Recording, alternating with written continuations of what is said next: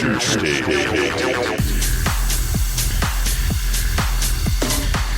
Hello and welcome to the Batman Universe Comic Podcast, Season 13, Episode 4. Season opening arc, Future State, is concluding today, and there is much rejoicing. We'll have more conversation about the Future State as a whole at the end of the podcast, but I think we've all enjoyed some of the comics and not enjoyed other of the comics, so kind of comics as usual, but in the future. I'm your host, Ian, and I have with me my fellow co-hosts. This is Steph. And this is Theo. We have a bunch of news. So our first bit of news is something that dropped today. DC revealed a preview of the upcoming Generations Forged book and talks about a concept called the Linearverse. So in addition to the Omniverse, we have the Linearverse. So the Omniverse is the idea that everyone remembers all of their history. But the Linearverse is like a corner or a pocket universe or a multiverse section in which the characters are literally 80 plus years old, including the civilians. So like Jim Gordon is as old as Batman, and they were adults in 1939 when they were first created. So it's very... It reminds me, and I think Theo also mentioned that it reminds us of the Life Story series that Marvel did with Spider-Man, and they're going to start with the Fantastic Four soon, where they have Peter Parker and the Fantastic Four age in real time. So he starts out as a teen kid, and then he lives through 4 decades, and he ends up being like a 60, 70-year-old man in the final story. But in the Linearverse, they're not actually aging, so they just have experienced 80 years of time. And this kind of annoys me because it's the same idea as the sliding time scale, where they actually do experience everything in the time periods, but time moves differently, and so they actually move forward in time without aging. But it's not actually supposed to be 80 years, whereas this Linearverse is actually supposed to be 80 years of history for one person, and that just seems unnecessary and confusing to me. Do you guys think it's actually a good idea, or what do you think? What stories can you tell? I mean, all no of the offense stories to the elderly, but I mean, I don't see my 80-year-old grandpa swinging from rooftop to rooftop. He's more talking and more mentory. I mean, is it just going to be all these mentors mentoring each other? Well, my understanding is that they're not aging. They are sort of like Captain America, or let's see, someone who has an anti-aging serum. It just doesn't make sense. And I will only say that if this was the original end result of what we were going to get out of 5G, I'm kind of happy they dumped Dan Didio. I still don't like this idea. Just, like I said on the server, if you would tell me that Bruce doesn't age because he had his own personal Lazarus pit hidden under the cave, or that conscious swiping machine that was used to bring him back after Super Heavy was always in continuity, I could possibly fall for that after a few drinks or something like that. Uh-huh. But I'm just not getting this. I'm really just not getting it. It doesn't make sense. It sounds like a gimmick or a setup you do for like a joke issue. Like, oh, Robin, do you remember back in 1966 when the Batmobile was, flame powered or whatever? Sort of like something that Batmite or Mr. Mixelpitalik would do. Yeah, like it does not sound like a serious story you would tell. If they're looking in their 30s and 40s, but remembering things from 1935 in 2021, that doesn't make sense.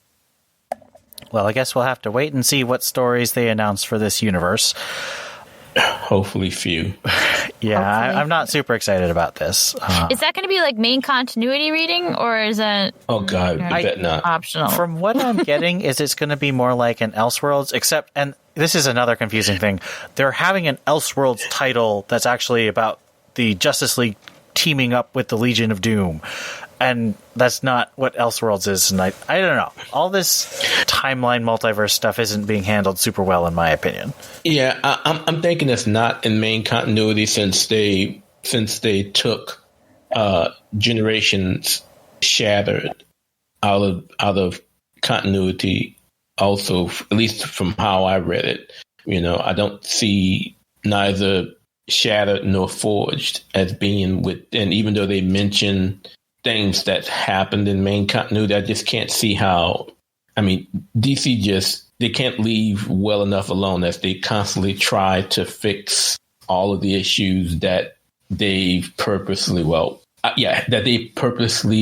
messed up with all of these crises along the way. And this is just another example of them attempting to fix something and just failing at it. Until I see more that can make me that makes me want to change my mind. Yep, I'm with you, Theo. But the next thing is actually a bit more exciting, I would say, which is we have a Batman 89 comic. And this is actually written by one of the screenwriters for the Batman 89 movie with Michael Keaton and the sequel Batman Returns. It's going to be illustrated by Joe Quinones, who was working on Dial H for Hero with Sam Humphries and has really a gorgeous art style. It's based on notes and plans that Sam Hamm and Tim Burton had for the third Batman movie before Warner Brothers went with Joel Schumacher instead. And I think most people are speculating that they're going to have a Black Robin because Marlon Wayans was apparently going to be Robin before Schumacher cast Chris O'Donnell. So there'll be some really interesting stuff going on in this digital first miniseries that then will be released in print. Wasn't Billy... Because Billy D. Williams was Harvey, and he was supposed to become Two-Face in the third movie, right? I believe they've mentioned Two-Face, so I'm pretty sure that's what's going to happen. Okay, I'm interested now. I was not on board, but now that does sound really fun. Yeah, thanks, Joe Schumacher. I'm actually not super interested in this because I don't like those movies. I didn't watch them until after I watched the Christopher Nolan films, and the Christopher Nolan films just were more things that spoke to me in terms of Batman. But I think it is really cool because there are tons of people who really love those movies, both new and old fans, and I'm glad they're going to get more. There was a side announcement that's not super relevant, but I thought it was fun. They're going to be doing a Superman 78 thing that takes place in the universe of the Christopher Reeve Superman films, but I think they're going to ignore Superman 3 and 4. Well, I do have an interest in the 89 books, considering I'm from the Middle Ages and Batman 89 was, the first real Batman film for me outside of the 66 series and the 66 movie. Did you see it in theaters, Theo? Yes, I did. I've seen the only ones that I did not see was the Schumacher films in theater. I waited for cable at that point. Probably not a bad choice. Yeah, but I mean, I actually like Batman Forever okay, but more for its potential than the actual film. Oh, I loved it because I was an idiot junior higher when I watched that one, and I loved Chris O'Donnell. Nothing wrong with that. Poor thing. We also have an announcement of one of their quarterly anthologies. It's going to be called Festival of Heroes, and it's featuring all of DC's, or not all, but a lot of DC's Asian heroes. So Cassandra Cain is front and center on the cover. And we also have Lady Shiva and Damian and Talia Al Ghul. So just lots and lots of Asian heroes. It should be very exciting to see where this particular anthology goes. The story with Cass is going to be written by Maruko Tamaki and I believe illustrated by Marcus Toe. So that's a pretty cool combination. I'm okay with that. Mm-hmm. I mean, I feel like people who are not okay with Marcus Toe drawing Cassandra Cain should think about their life choices. I still just adore what he did with Cass in the Red Robin series. That was really cool to see her as Black Bat just being really mature and a great hero, and I'm hoping he brings that again. We have another digital first anthology series called Legends of the Dark Knight. First story is going to be drawn and written by Derek Robinson, who is most famous for being the main artist for the Boys comic series. We also are going to have other stories by Becky Cloonan and a lot more artists and writers who have been announced. But I think it's cool. I think I've heard that these are going to be more in continuity, so hopefully that means they'll be referenced by other stories rather than just filler arcs that don't really affect anything. But we'll have to wait and see about that. That was going to be my question. I wasn't sure whether or not this would fall more in line with continuity or if this would kind of pick up where Volume 2 of Legends dropped off after it ended. Yeah, I don't know for sure. I think I saw on Twitter, but I wasn't able to locate that quote that one of the people who's writing says that it's supposed to be connecting, but I don't know that for sure. James Tynion did an interview about his new Joker series, and there's a lot of cool stuff that he's talking about in terms of how it connects and what his plans are for the series, and the fact that Joker is in the issues, but the protagonist is really Jim Gordon. But what I thought was new information and very exciting to me is that he says that Barbara Gordon will be functioning in an Oracle role, and Stephanie Brown and Cassandra Cain will be her agents on the street, similar to what we saw in the Batman title. And I'm really excited to hear that they're actually going to be in the Joker title too, since I was planning on getting it. Now, this will throw some of my co-hosts into dismay because they are not planning on getting it. But knowing that it's not a Joker glorifying, or hopefully it's not a Joker glorifying story, it makes it a little more palatable. Any book that's titled Joker is kind of Joker glorifying. Yeah. I mean, I know. You have a point there. I'm not going to deny you have a point. But I just can't resist the Jim Gordon. I love him, and he's been absent for so long. Okay, we also had a bunch of new titles. Now, these are just titles. We don't know if they're ongoing series, miniseries, young adult, or middle grade graphic novels. They could be any of these things. But here's the titles we've got. Robin and Batman. I should say, these are the titles we have that are related to Batman.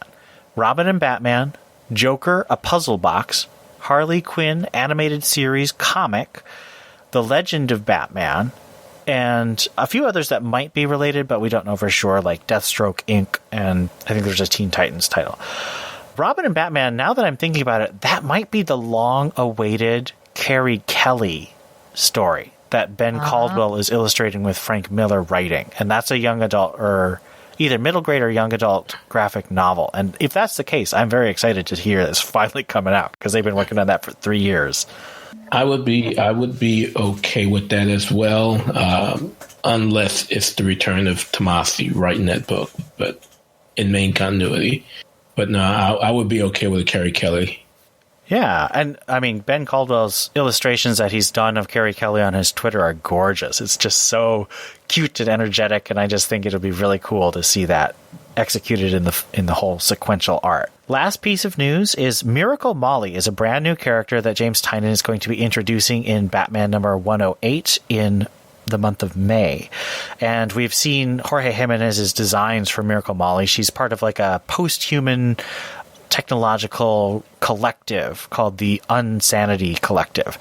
And so there's definitely going to be a lot of psychological stuff as well as technological elements going into her. But I don't know. She's a cool design. I've liked all the designs for the characters. I just hope that Tynion's able to get her off and running in one issue instead of the 3 or 4 issues that he's taken for Ghost Hunter, Ghostmaker, Clown Hunter, and Punchline. All right. So that wraps up our large news section. Let's get started on our reviews, starting first with The Next Batman, number 4, the finale.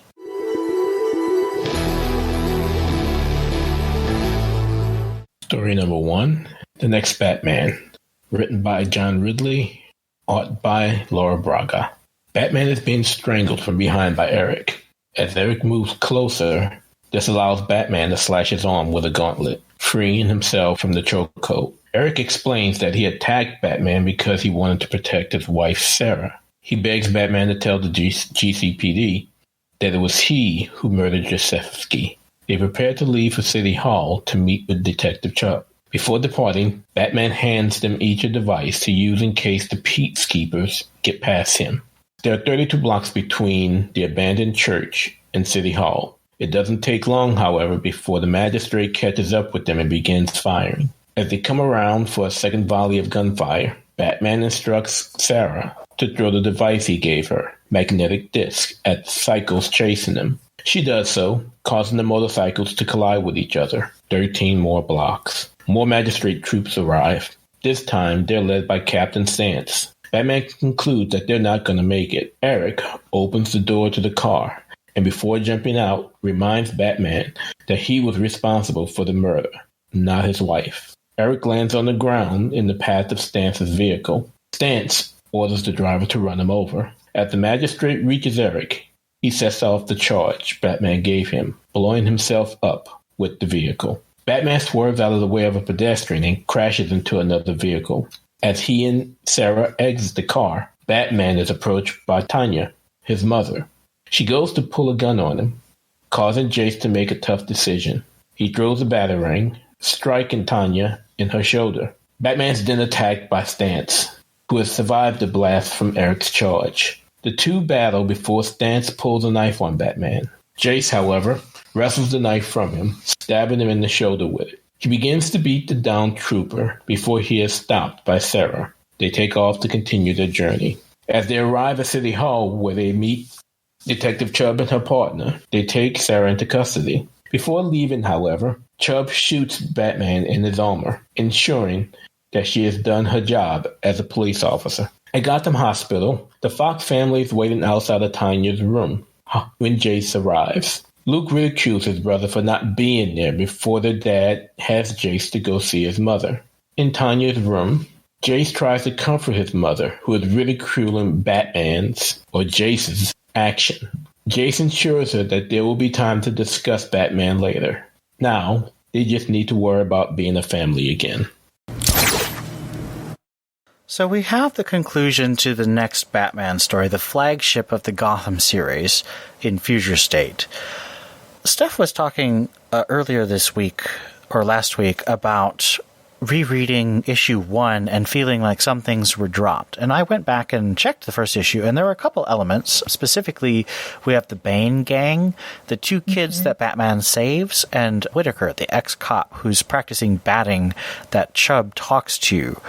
Do you feel like those are dropped elements, or how do you take those pieces that don't return in the other 3 issues of this series? Unless the Second Son is like a sequel prequel, like it continues the Future State Batman story while at the same time figuring out why he's there, and this is a setup for it.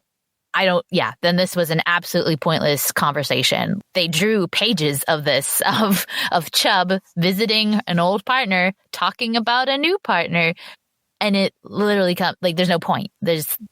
It's maybe a little bit of history for her that is unnecessary, unneeded, and unused. So if this doesn't come up in Second Son, it will have been, I don't know. I don't want to say a complete waste of time. That's harsh.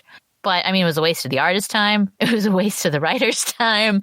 And, it was page count we could have gotten something else from. So, simple answer, yes. But hold on. I need to press this rewind button to go back to previous episodes and previous reviews where this notion of these gaps and mentioning one thing and never mentioning it again keeps happening. This is more than off panel land, because at least in off panel land, at some point you get a continuation. Bruce and his dad both fight at the Lazarus pit, and then at the end of the issue, the last panel shows a hand coming out. Well, who's the first out? Well, we don't know, but eventually we find out that it was Bruce or Thomas who got out. The answer is always there. We just don't know how it happens. But here, you don't get that at all. You see Whitaker in issue 1, and you never see him again. You get a glimpse that that perhaps he is being mentioned when Sarah and Eric are being questioned by Batman, and they mention the guy on the dark web who would help them, put the gimmick to get Jasewski and to kill him together. And just like when Chubb met with Whitaker, he said, and she was talking about the rumored ex-cop. But, I mean, again, no conclusion, just a bunch of stuff that is just left out of this. And it's a letdown with the overall story.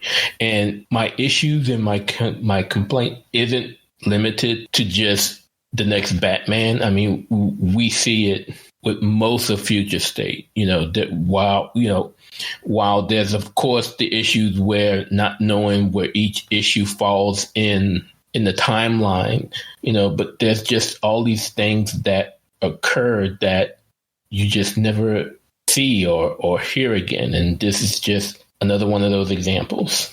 I tend to agree. Even though this is an extremely small story that really hinges around one murder by two civilians, they're not even super criminals, there's a lot of time that isn't spent getting to know Tim/Jace. Like, we still don't know why he calls himself that. We don't know what this betrayal was that causes Luke to be so angry with him. There's just so much that I feel like this... We don't know what happened to Tam. Right. Why is she in a coma? Like, she was fine in James Tynion's Detective Comics run, and now she's in a coma. I'm like, why is this... Oh, I hate it when they do that to Tam, because she was one of my favorite characters in Red Robin. I thought she was really cool. So it just feels like there's a lot of stuff in this story that should have been fine-tuned a bit better. Or better yet, if you want to do this, just go ahead and do 5G. You don't have to call it 5G, but just for the 6 months that you're going to give 5G, and just call it Future State and call it the day. But don't just leave these huge gaps in the story.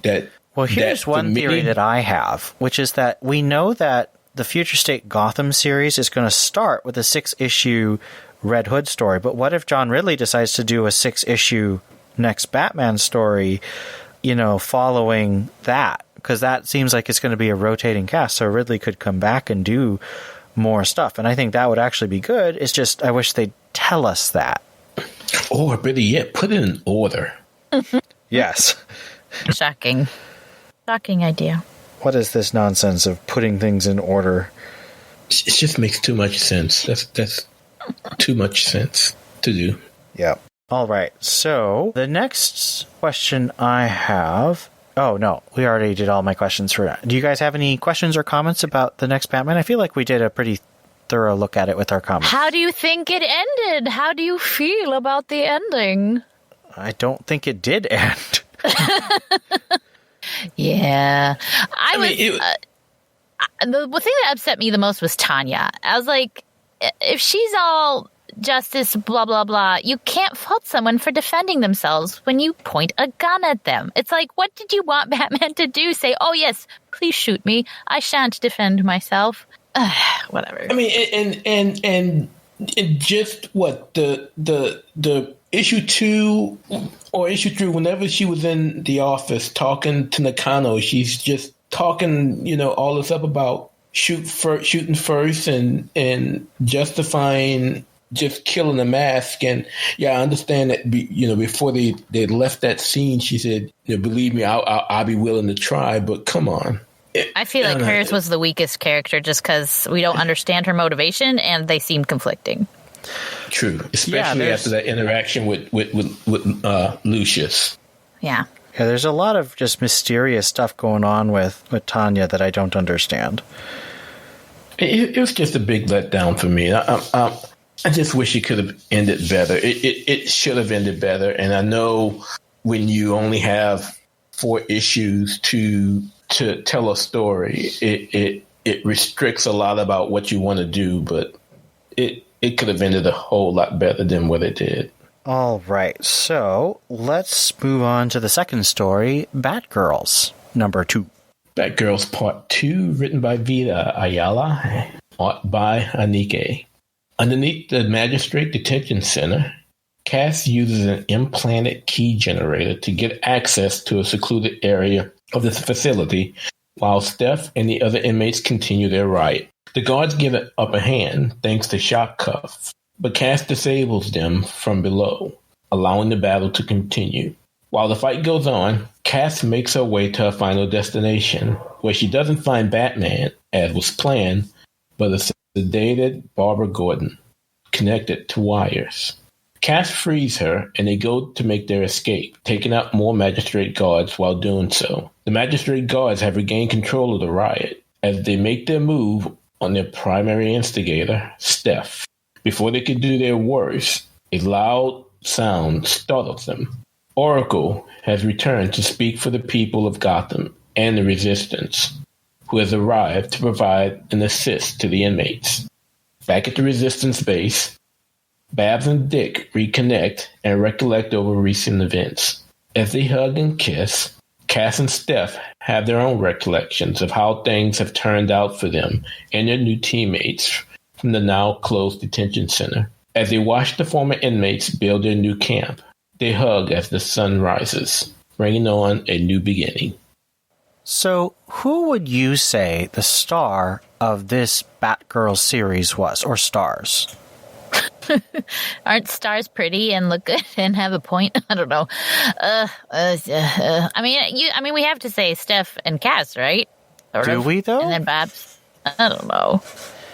I mean, I'm gonna tip my hand. I feel like the story is structured so that Babs is the star of the show, and that really anchors me because we were told that this was going to be a Steph and Cass story, but I feel like I was suckered into reading a Babs story. And if they'd been upfront about this and said, you know, Steph and Cass are here to rescue Barbara Gordon to save the day, like, I wouldn't have been super happy because I want a Steph and Cass story.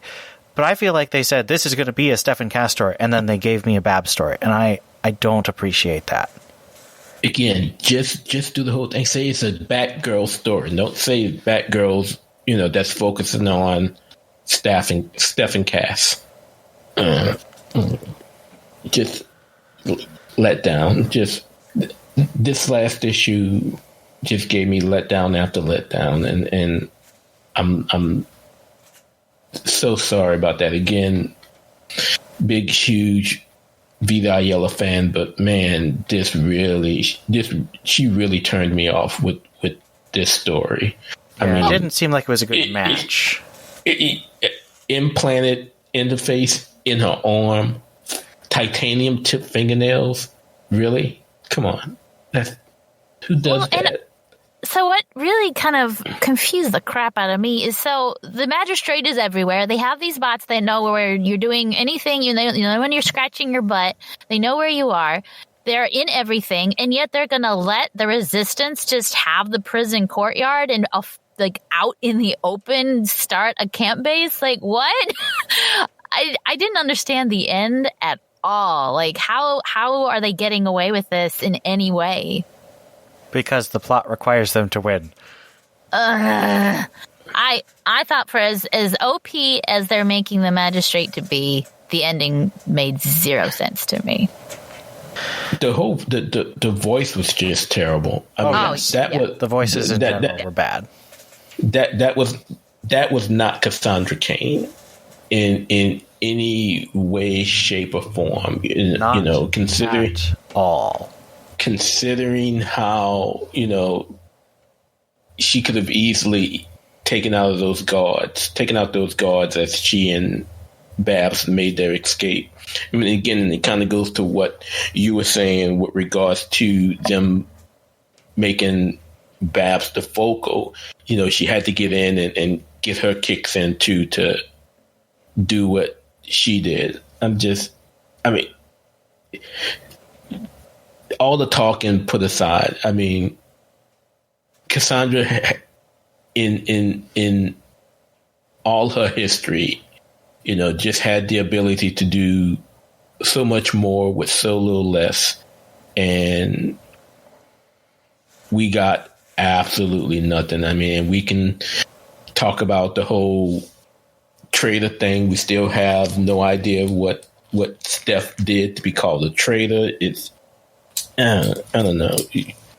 It was just a big letdown. Yep. And I would also argue that there was not very much attention paid to Steph's voice either. Yes, Steph can be sassy and she can be hard-edged, but she's never this kind of Orange is the New Black character. Like, a lot of this just felt very cliched and drawn from other things. And, you know, Steph is the daughter of an addict. Her mother abused prescription drugs and had Steph get her drugs, and so that made a deep impression on her. And then having Steph just become a habitual smoker, that just feels so wrong and lazy to give her a bad girl trait instead of thinking about her actual history and what she would probably do. There's just no real sense of the history that these characters have. They talk about once a Batgirl, always a Batgirl, but that doesn't mean anything if we don't see the characters they were when they were Batgirl. When Steph was Batgirl, she was optimistic and hopeful, and even in dark circumstances, she kept a brave face.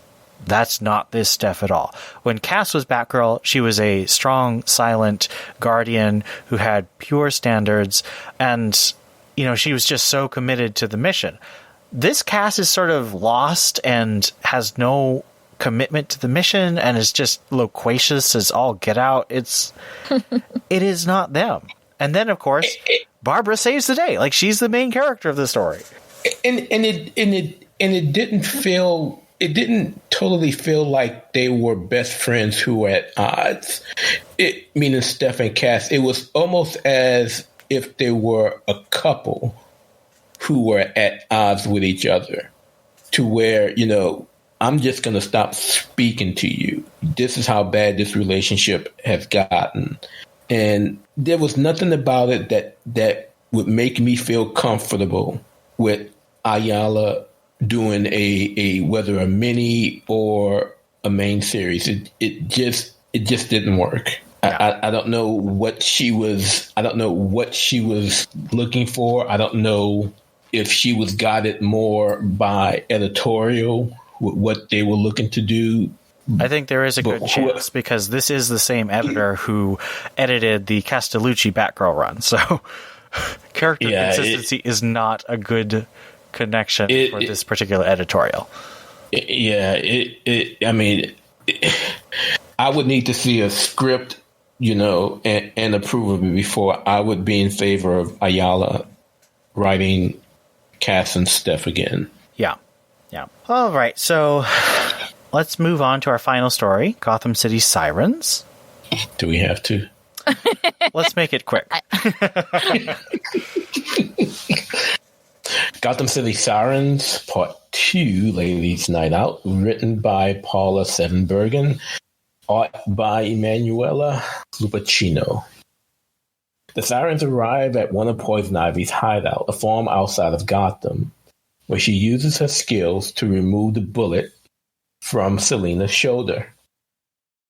After removing the bullet, Dee Dee heads out to rest, because androids do that, while Selina falls asleep courtesy of a secret Ivy elixir. The next morning, Catwoman is awakened by one of Ivy's plant-based pets, who she shoos off after it scares her. She heads to the barn where she finds Dee Dee, who wanted to experience sleeping in the hay. Dee Dee is examining a shovel with blood on it, but before she can question it, the two are interrupted by Ivy, who informs them that Dee Dee's creator, Dilton, has put a bounty on him. They decide to lay low. Later on, the trio is relaxing in a small pond where Dee Dee reveals how a creator implanted her with the memories of a dying young girl. This startles Selina and Ivy. As they turn their conversation to Bruce and Selina's on and off relationship, the GCPD arrives, looking to take them in. Ivy calls for Rover, the plant monster that scared Selina earlier, who promptly attacks and eats the officers. Knowing the hideaway is no longer a secret, the Sirens take off. They're eventually chased by magistrate drones and cybers, guns ablazing. As they catch up, the cybers, somehow recognizing Dee Dee as one of them, cease firing, allowing the sirens to escape death. They're suddenly approached by Dilton, who is looking to take Dee Dee home. Dee Dee refuses to leave, instead removing the memory chip from her head, giving it to Selena. The chip was also the key to the cybers not firing on her, and with the chip no longer implanted, Dee Dee is destroyed. The sirens give the memory chip to the Resistance, who uses it to learn more about magistrate technology. They also use the chip to take down Dilton for violating human rights. So I only have one question. Why does this story exist? So in Red versus Blue, there's a character who she says just awful, terrible, horrible things all the time. And whenever she talks, people go, Yeah. Wait, what? because they haven't processed what she said. And so every response to her is, wait, what? Like, I can't believe the crap just came out of your mouth. That is what every page of this was for me. I'd read the page. Wait, what? Ivy has a what? Why are they in a bath? Why is she? It was all garbage. It was all garbage. Maybe they just needed a place to put this story and justify the price tag on this book. It was trash. Yeah, it definitely wasn't. It definitely was trash and probably placed in for some type of contractual reason, or just because it was one of the stories that was laying around and they had to, as Steph said, justify the price of the book, and so just put those pages in there. God, they could have gotten more pages out of the Outsiders or something, and yeah, let's make Outsiders a 4-issue mini. That would have been awesome. Yeah. They could have did Outsiders, and did the next Batman pretty much the way they did with Dark Detective, and just have 2 stories instead of 3. There would. Do you know what they should have done? The backups should have been the Fox family, how they got theirs. The backup of why Tanya feels the way she does, why Luke feels the way, like, just instead of making us wait for a second son or whatever, just have the backups be more of the same story, and then our problems with Batman wouldn't have been there. Too much sense. That's why. All right. Still have the Batgirls be involved? Well, Sorry. but we'd want a different story. At least I would. What would we give the next Batman number 4 as an overall rating out of 4 mother-hitting batarangs? I mean, 5 mother-hitting batarangs. Well, if that's our thing, then 5 out of 5 mother-hitting batarangs, because that's all this book is good for, is hitting people with this book. 2. And that's being generous, too. The Batman story was not good enough to make up for the garbage that was the backups. I gave it a 2.5 on the site, and I'm sticking by it. What a way to end this. I mean, it was just bad. There's better story. These guys are much better at storytelling than what they gave us in this issue, and I'm quite disappointed, very disappointed. Now, of course, we get to see John Ridley perhaps make up for a lot of it when Second Son is released this week, but I'm just very disappointed. I did like Ridley's voice.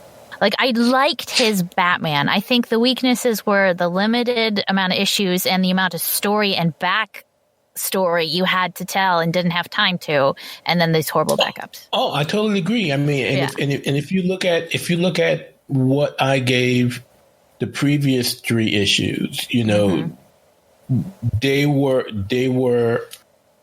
strong because I truly enjoyed what Ridley did.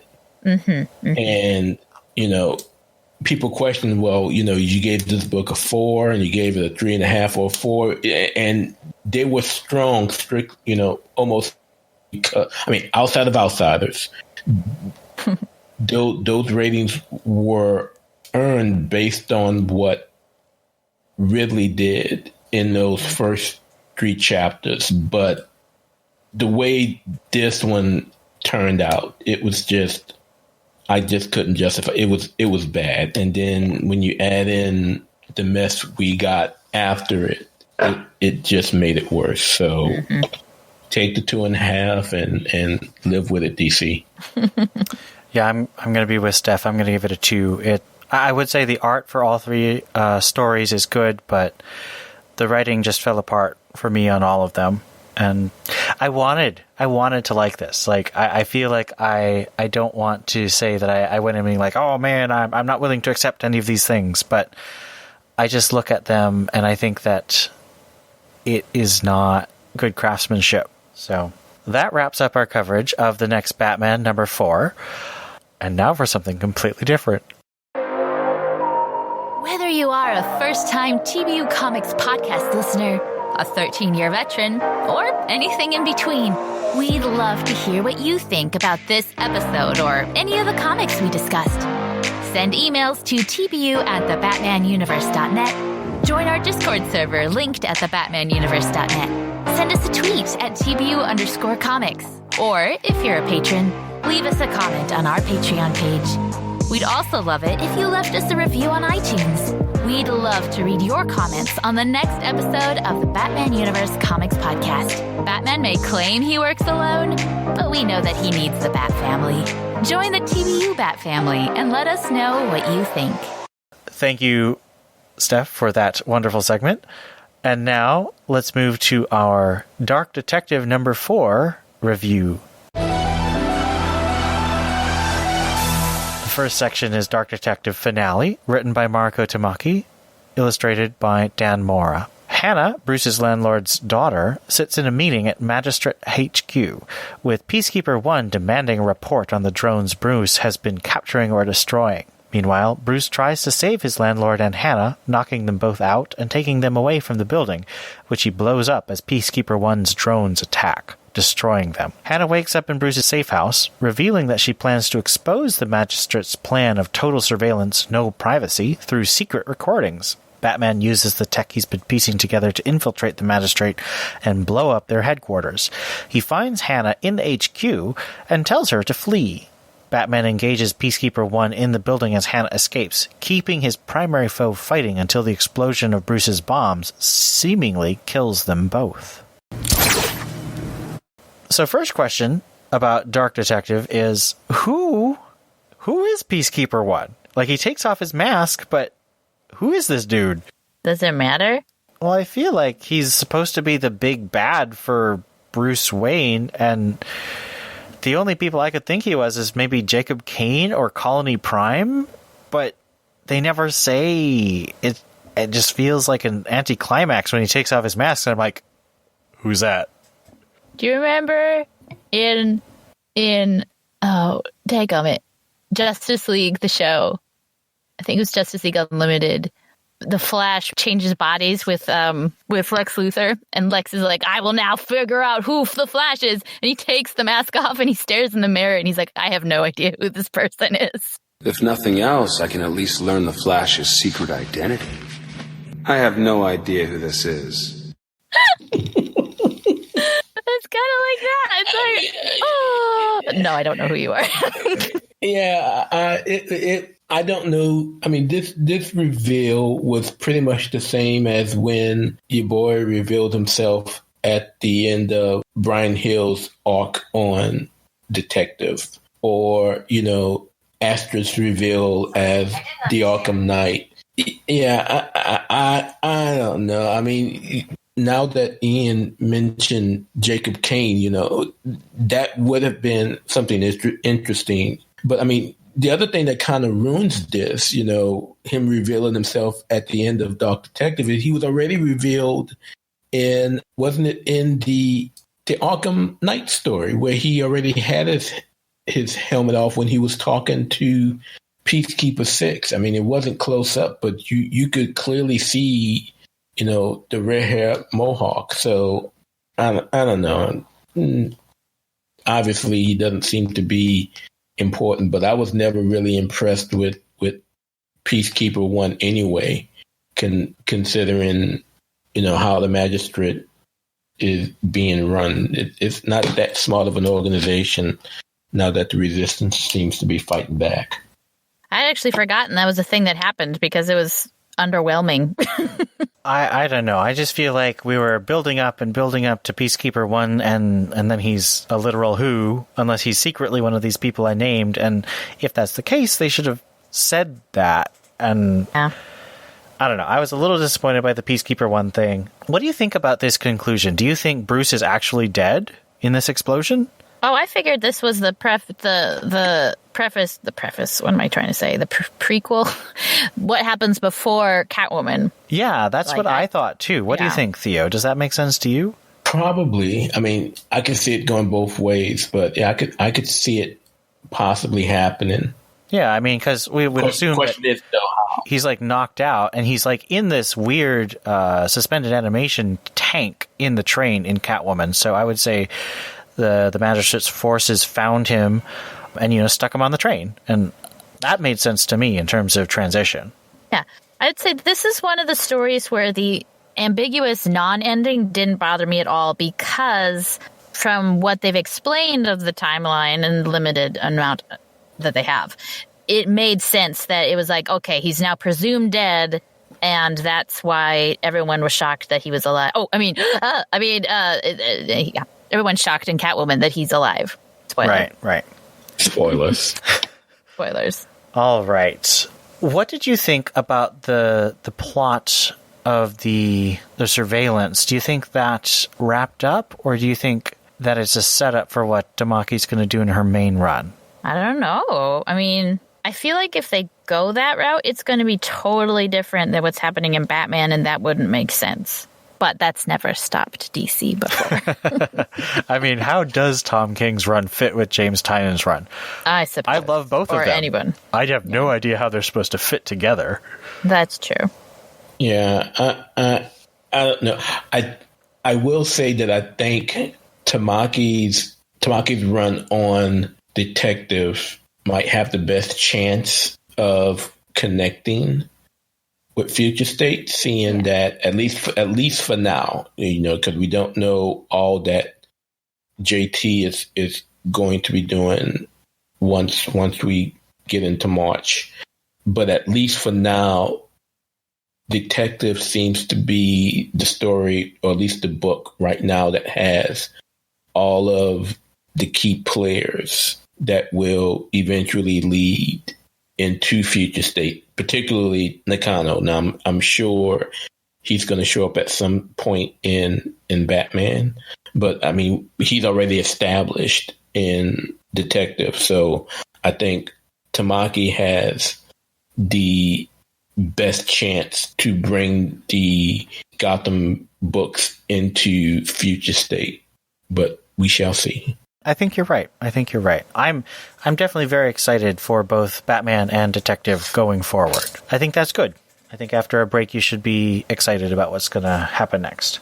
Let's move to our second story of Dark Detective number 4, which is Red Hood number 2. Ravager and Red Hood, having found Mad Hatter's corpse and discovering that Jason is now wanted by the Magistrate, face a choice, and Rose decides to fight Jason with her sword. Jason disappears on his bike. He contacts Magistrate HQ, and they say his targeting was a mistake, but send drones out to kill him. Peacekeeper 3 and some cybers from Robin Eternal track a wounded Jason, so he decides to let himself be controlled by the Red Hood Mad Hatter technology, which takes him to the villain White Rabbit. She monologues that she used to work for the Magistrate, but found it boring. Ravager arrives, having seen the location with her precognitive powers, and threatens to kill White Rabbit. Ravager and Red Hood fight, and she frees him by breaking the helmet. White Rabbit reveals that they all work for the same boss, just as drones attack viciously. Jason and Rose run frantically, but end up cornered. Rose pretends to be bringing Jason in alive, and the drones leave. Jason says he wants to run away from Gotham with Rose, but later reveals, while talking to Peacekeeper 3, that he's staying around after bringing in the White Rabbit, who was secretly on a list the Magistrate was hunting. Jason also meets with someone mysterious in a dark alleyway, revealing that he's building a case against the power behind the Magistrate, and that he can't leave Gotham with Rose until the case is complete. So, questions about Red Hood. Who is Jason meeting in this alleyway? Bum bum bum. Probably Batman or Nightwing. I'm thinking I'm thinking it's probably actually truly Bruce, and it's simply because of that line of it's daytime. You need to get you some sleep. So I'm really thinking it's Bruce. It's been Jason's MO. From throughout the outside. I mean, throughout the Red Hood and the Outlaws run. To have this persona of a bad guy while secretly being a member of the Bat family and working under the watchful eye of Bruce. I really think it's Bruce he's speaking to. I agree. It just feels so much more like a Batman thing. I was surprised that this ended in a cliffhanger, although given that Williamson and the Red Hood story are going to be the first thing in the continuing Gotham Future State series, I guess it makes sense, but I thought that was a late addition, so maybe it was planned a bit further back. What is the real plot of this story? I got a little confused because there's a lot of things going on in the second issue that I'm not sure how they all work together. What do you think the real plot is of Red Hood? I think it's to show that the magistrates got their hands in a lot of different directions, and you literally don't know who to trust because the people working for the magistrate and the people they're working against, they also seem to be working for the magistrate. And it seems like the magistrate will use who they have to use to get to their own end. And I actually really liked this. I mean, it wasn't amazing, but I thought it was clever. I thought Jason using the helmet to find the evil doer was clever. I thought Rose saving him was cute and made sense a little bit. And I like seeing that Jason is working. He's willing to get his hands really dirty to work for Batman. And I think that shows a loyalty, but also explains his anger and his attitude a lot. So I liked it. And I liked it. And as far as the magistrate goes, I do like seeing how deep the rabbit hole goes with the magistrate, which is why the Batgirl story just hacked me off so much. Yeah. Oh, you had to mention that again. Sorry. Yeah. The first time I read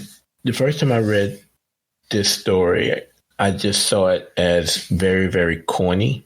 On a second read, I still saw it as corny, but I liked it. It was a much better read the second time around.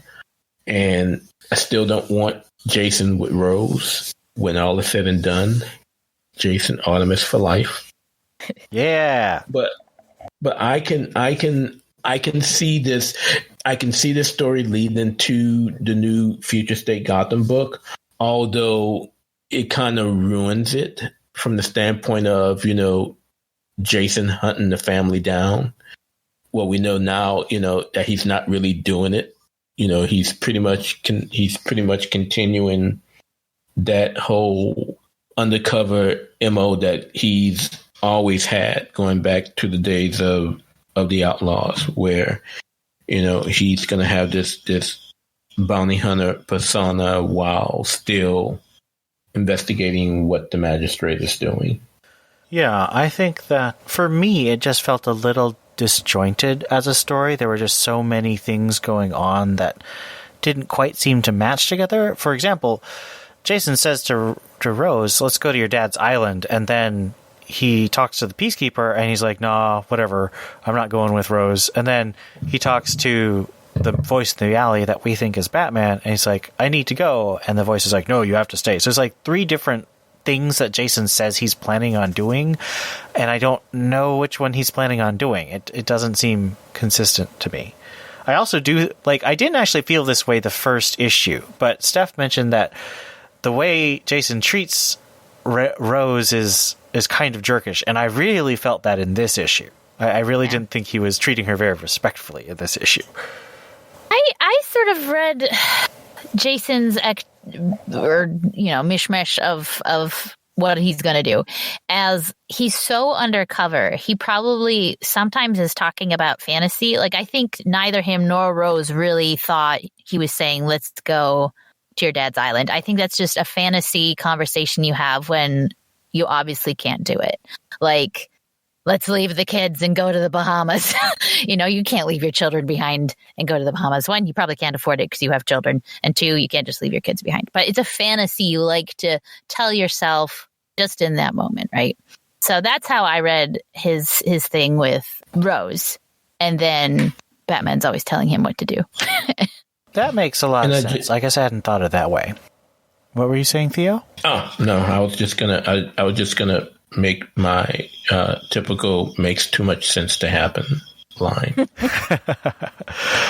So, with all these questions about Dark Detective number 4, our finale of Gotham Future State, until we meet again, which is coming in, I think it's May, isn't it?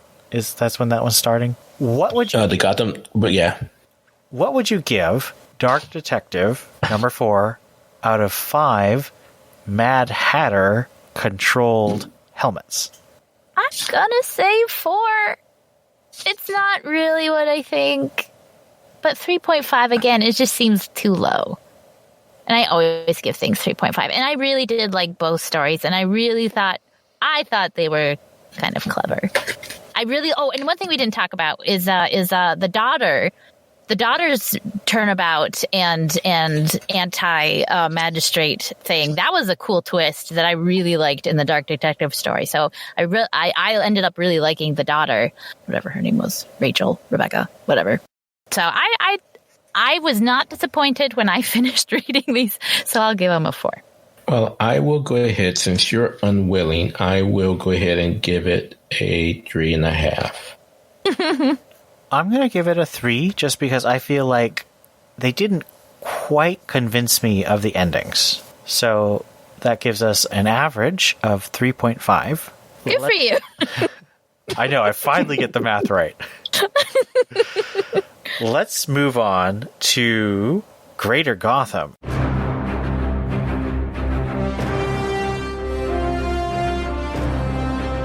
And we have some interesting things to talk about today. First one in Greater Gotham is going to be Nightwing number 2. We have Nightwing and the next Batman fighting off the Magistrate's forces at Arkham Asylum, and a bunch of the Bat family in the Resistance make their way to join the battle. I'm going to be completely biased and petty, and I'm going to say that this issue had good art and decent writing, but I am very frustrated because they promised that there would be Batgirls, and we got Cass and Barbara, and Steph was completely left out, and I'm frustrated by that, and so I don't like it.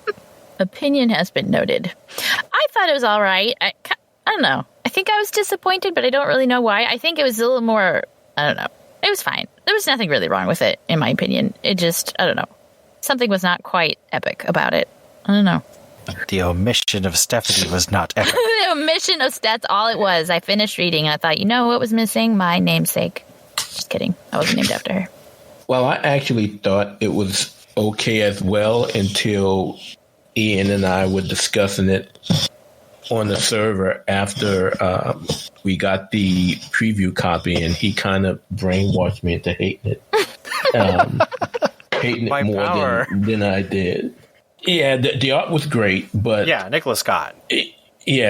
But there was something, I don't know. There was something about, of course, you didn't have all of the Bat family. But then, I don't know, there was something... I think they could have done more with the dynamic between he and Jace. And if we had more issues, we probably could have gotten that. Yeah, this one I think really should have been more issues. Yeah, but I don't know. The dynamic we saw between those two in that first issue and how they interacted with each other was pretty damn good. And I wish we could have gotten a lot more of that, or even built upon it, and we didn't. And I think that took away from the story for me. Yeah, I think my expectations for this one were pretty high, and so I think that's kind of what killed it for me. It's like there's nothing wrong with it. It's just not as awesome as I thought it would be. Speaking of things that were awesome, the next book in Greater Gotham is Catwoman number 2, written by Ram V, art by Otto Schmidt. And I'll start us off. This book was awesome. This book was great. Yeah. See, this book should have been given a full-fledged review, and I am quite disappointed that I didn't fight for it to be a part of a main review, because I've been saying from the moment he appeared writing in the main line on Catwoman 25 that Ram V has made a believer out of me, and he continues to do so. And I agree. This is a triumph of art and writing. It's just good. He has the voice he gives Selena and the strays, and I mean even the interaction between her and Talia once they find Bruce and the baby's mama with the ex-fiance, and that was just so good. He's made a believer out of me. Had we been rating this, I would have given this a 5 out of 5. Like this, I was on the emotional roller coaster I expect to be in a 5 out of 5 book. I stopped during the moment and I sighed and I breathed. Let's be clear. And I read it the again. moment is the kiss. Is the kiss between Bruce and it was so good. And the build up to that, like that was that was so good. That was next best thing to a Batcat wedding that I think I will ever get. So I was very happy. This is a happy Batcat fan right here. For every one of these events, usually a lot of the stories are a little mid-tier, not bad, but not great. But there's always one or two that really stand out as fantastic. And when Convergence came around, that was a really weird and kind of disappointing event. But you had Convergence The Question by Greg Rucka and Cully Hamner. And you had Convergence Shazam with Jeff Parker and Doc Shaner. And those two stories were masterpieces. They were both 2-issue miniseries, so they didn't have a lot of room, but they used the room they had perfectly. And that's what Ram V has done here. And I would argue that's what... Is it Brandon Thomas who wrote Outsiders? Yes. So I'd say Brandon Thomas with Outsiders and Ram V with Catwoman created the masterpieces of Future State. Those, and of course, Sumit Kumar and Otto Schmidt on art were a big part of those stories being as good as they were. They were perfectly paced in terms of they didn't have too much happening in them, so they felt like they needed more room, like the Nightwing story, and they didn't feel too small, like the next Batman story. They felt the right size. They gave you lots of emotions, whether it's that's so cool, or I'm really invested, or that's so sad, or there's just so many emotions going on in both of those stories.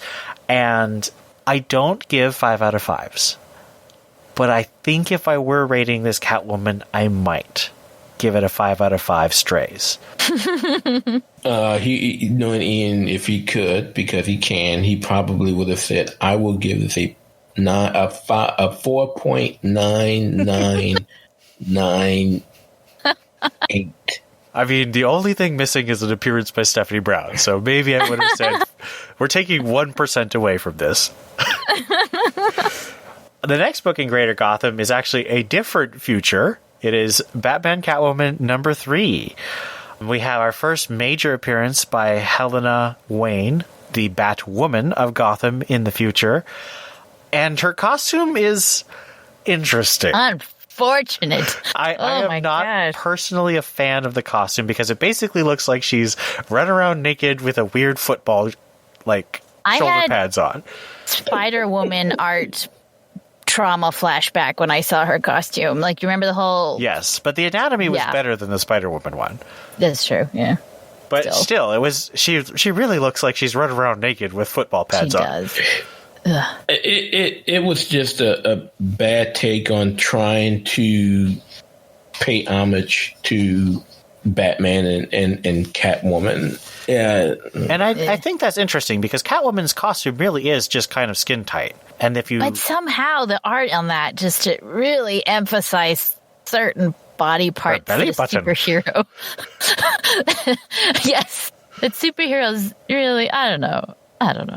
It seems not nice. That being said, I liked the way they portrayed the character of Batwoman. I thought she was cool, and I've been talking to some people on various Discord servers about future Batman or who's going to lead the Bat family when Batman's gone. And I think I'm intrigued to see where Tom King takes Helena as the head of the Bat family. I think that's a cool take, and I'm excited to see where it goes.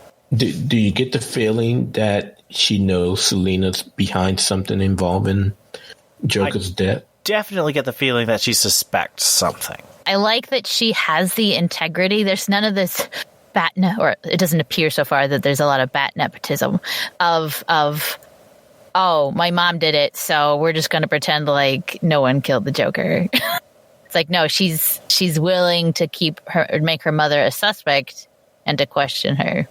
So I like that. I'm just really curious what's going to happen. I'm reading these issues once because it's my experience with a Tom King miniseries that you really kind of need to go back and reread when there's a bunch of issues. So I think around issue 9, it's probably going to be issue 6 because we're going to have a break with a special in June. So around issue 6, I'm going to reread all of them together and try and see where the plot is at that point. And then I'll probably do it again at 9 and 12. We also had White Knight Presents Harley Quinn number 5. This series is coming to an end, and we see some very strong Bruce Harley shipping in Bruce breaking out of jail to save Harley. I thought that was cute. That was cute. And the last thing in our Grey Gotham is a very interesting piece. DC Universe Infinite has been doing a series called Let Them Live, which is inventory issues, which is issues that were written as standalones in case the main writer of a series gets behind. And this was an issue of Nightwing from the Rebirth era, in which he's actually fighting the Order of St. Dumas that we last saw in Batman and Robin Eternal. And it's written by Colin Kelly and Jackson Lansing, who were the people who recreated the Order of St. Dumas in that weekly miniseries. And so I thought that was a really cool thing. The whole issue is basically Nightwing jumping from a satellite basically in low orbit and fighting robots on the way down and jumping on a plane and jumping out of a plane. And it's kind of a classic adrenaline junkie thing with really fun art by Jorge Corona, who I know from We Are Robin. I definitely would check it out if you have DC Universe. I mean, why not? It's free. But I would definitely say this is a fun issue, and I enjoyed it a bit more than the other issue we've gotten so far. So this is the end of Future State. What do you, my co-hosts, feel about Future State in general? Well, so there wasn't an ending. There definitely wasn't an ending. I think the most ending-ish thing we got was probably Nightwing and Catwoman, because they both end with the Resistance going strong, but that's basically it. I'd be interested in a reading order, but I don't know if there was enough information at the beginning to justify the beginning, and then there's no resolution at the end for there to be an end, so I don't know what point a reading order would have. But the stories that we got, there were enough gems in there that I say this was worth it. I really liked the new Batman voice. I loved Dark Detective. I loved Outsiders, loved Catwoman. Robin was fine. And then, you had some turds, because you're always going to have some turds. But you have turds in the main comic line, too. So it's not like exactly.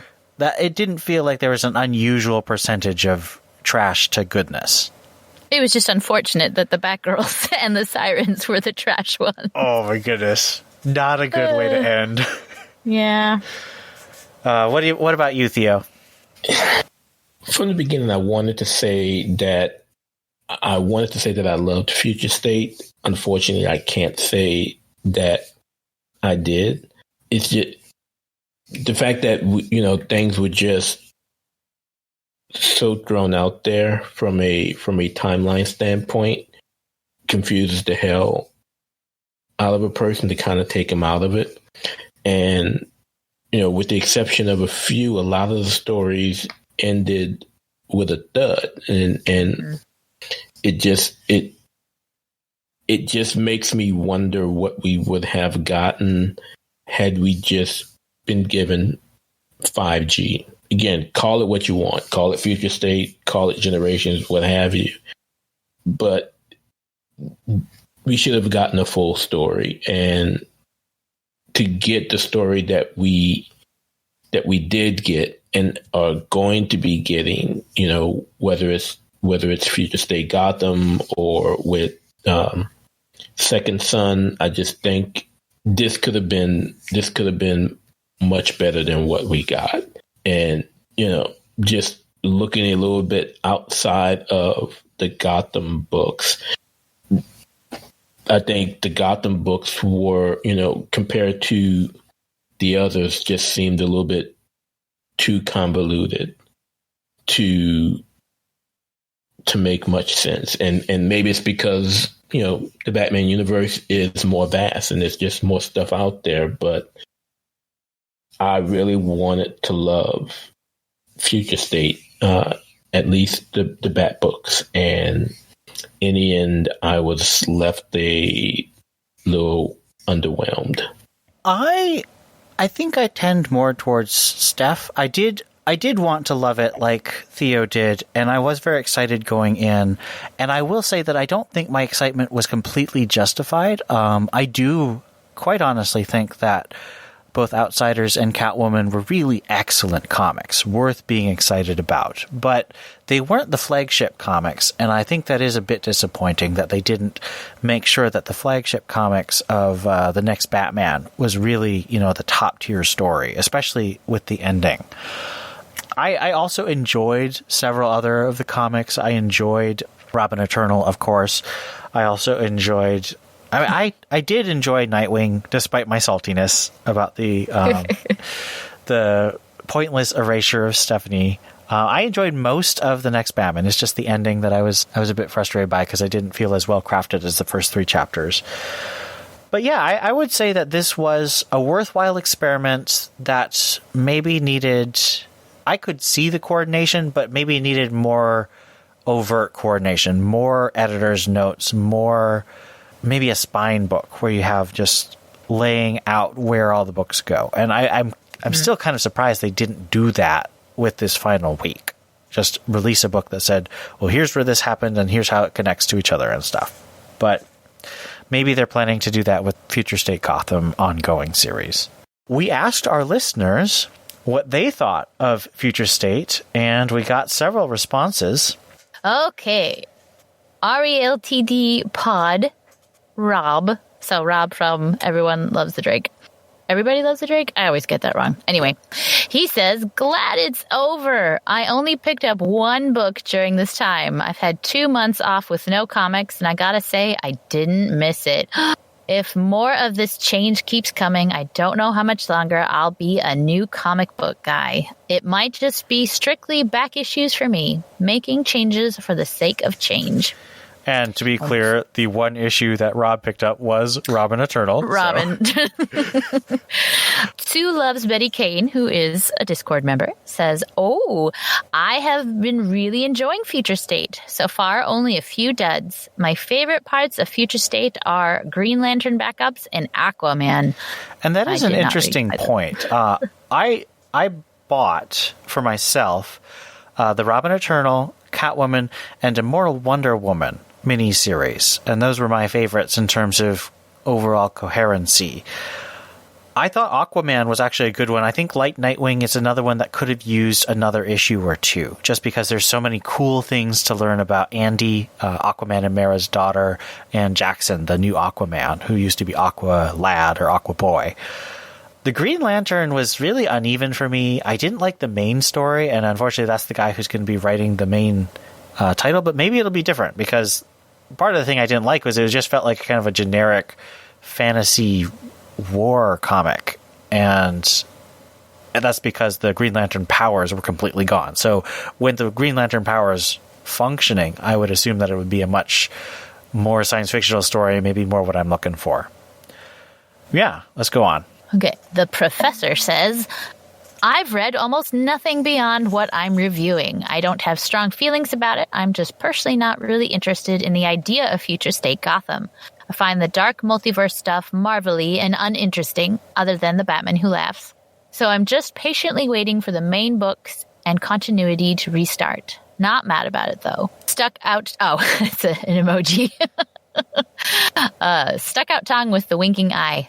I don't know. I feel the same of more sci-fi university plots feel more Marvel-y than Batman University, which is Gotham-centric and hence really focused in an urban cityscape generally. There are exceptions for this, i.e. Darkseid, etc., which, unsurprisingly, I do not care for. Obviously, there are other DC characters where we get more of this, such as Green Lantern, Supes, etc., so maybe it's not quite fair to call it Marvel-y. Still, there's so much of that in so many Marvel characters and arcs. Immortal Hulk has that going right now, for example. I think those are a lot of really good points. I've enjoyed this a lot more just because I kind of like the cyberpunky thing. I especially liked just the way Dan Mora drew the dark cyber future in Dark Detective. And the whole thing about the platinum nails, that's very much from Neuromancer by William Gibson, which is a classic cyberpunk thing. I just don't think it was at all well done. It's not a good reference that really says anything about the characters who have it. Because the character who has the platinum nails in Neuromancer is an assassin. She uses those as a weapon. They're basically just razor-tipped fingers, and she can just kill people very easily with those in a subtle way. But none of the characters who have them really use them in that deadly way, so it felt like kind of a wasted reference. But I do like, in general, the cyberpunk feel. All right. And then, of course, why don't we have Theo read his own comment? I said this? Yep. Yeah. Makes no sense. Yeah. It did. It really sucked that they tried to tie Future State to Metal, knowing that wasn't the original plans.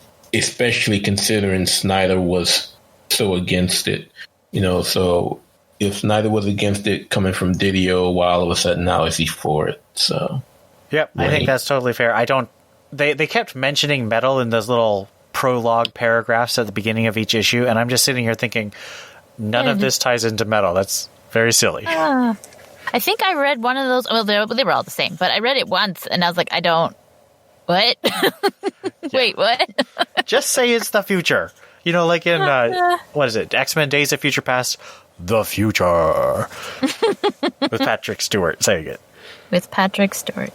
And then, of course, Steph, why don't you read your own comment? Oh, yeah. I said, life is short. Read what you want. Except poor Theo and the other reviewers. They have to sometimes read unpleasantness. Because, people, this is entertainment. There's no one forcing you to read this. Except for people who work for TBU. and it's, even that, like, I didn't read the Arkham Knights. I had no desire to read that. I didn't. Life is short. You're a smart person. Inconsequential. You are all smart. Oh yeah, I'm smart. But this is non-consequential. This is not worth fighting over. This is not worth arguing over. It is fun to talk about, but if you're not having fun, then you need to stop. And so if you're reading comics for the sake of reading comics, stop. If you're hating every moment of it, stop. We're going to die. And you won't want to be dead and having read all this horrible stuff. Anyway, YOLO. That's a completely proper use of YOLO. Most people use YOLO to justify doing dumb stuff, but Steph is saying YOLO and don't waste the time you got, and that is completely appropriate. Need to watch Lonely Island. The Lonely Island? Yes. The Lonely Island music video. Cook your meat till it's done. Oh, it's like, don't take any chances, don't invest in anything but like secure portfolios, get a bunker, don't go outside. It's fabulous. All right. So last thing we're going to do before we close out is we want to thank our supporters. We have Gerald Green, Joshua Lappin-Bertoni, Rob O, Real No Deuces, Tim Garassi, Robert Lewis, Stephanie Mounts, Dominic Morgan Grant, Stanton's Grave, Donald Townsend, Ed Grouse, Theodis Wright, Hannah Garr, Captain America, Mary Garrett, Austin Davis, Johnny McCloskey, and Brendan Roberts. Thank you all for supporting us. You help keep us on the internet, and we really do this so that you have something to think about and have some conversation going on about Batman comics, which we all love. Thank you all for listening. This is the end of Future State, and next episode we're going to get into the heart of DC Infinite Frontier, and I'm very excited. We'll talk to you next time. This has been Ian. This is Steph. And this is Theo.